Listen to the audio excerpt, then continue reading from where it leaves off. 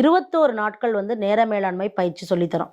அதுவும் எப்போன்னு கேட்டிங்கன்னா, விடியற்காலை பிரம்ம முகூர்த்தத்திலே நீங்கள் 4 மணிக்கு எழுந்துக்கணும். வகுப்பே வந்து பார்த்தீங்கன்னா உங்களுக்கு 4:35க்கு தொடங்கிடும். இப்படி 21 நாள் வந்து தொழில் முனைவோர்களுக்கு பயிற்சி கொடுக்கறதுனால என்ன நடக்குதுன்னு கேட்குறீங்களா? அவங்களுக்கு 24 ஹவர்ஸ் வந்து ரொம்ப பெருசாக கிடைக்குது. எஃபிஷியண்ட்டாக வேலை செய்ய முடியுது. அதாவது 1 மணி நேரத்து வேலையை வந்து பார்த்தீங்கன்னா 4 மணி நேரமாக முன்னாடி செஞ்சுருந்தாங்க அப்படின்னா 1 மணி நேரத்து வேலையை ஒரு அரை மணி நேரத்தில் அவங்களால செய்து முடிக்கக்கூடிய திறனை வந்து அவங்களால வளர்த்துக்க முடியாது. இது மட்டும் தானா அப்படின்னு பார்த்தீங்கன்னா மென்டல் பீஸ் அவங்களுக்கு கிடைக்குது. அவங்களோட வேலை ஆட்களுக்கெல்லாம் கரெக்டாக டார்கெட் அவங்களால கொடுக்க முடியுது. அதை விட ரொம்ப இம்பார்ட்டண்ட்டாக வந்து கேட்டிங்கன்னா அவங்க ஃபேமிலி மெம்பர்ஸ்க்கு வந்து அவங்களால டைமை வந்து கொடுக்க முடியுது. பலருக்கு வேலைன்னு இருக்கு, எதுக்காக வேலை செய்கிறாங்க?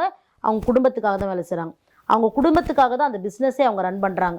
அப்படி இருக்கும் பொழுது அந்த குடும்பத்துக்கே அவங்களால வந்து ஒரு 10 நிமிடம் டைம் கொடுக்க முடியாத ஒரு ப்ரெஷர் இருந்தது இல்லையா?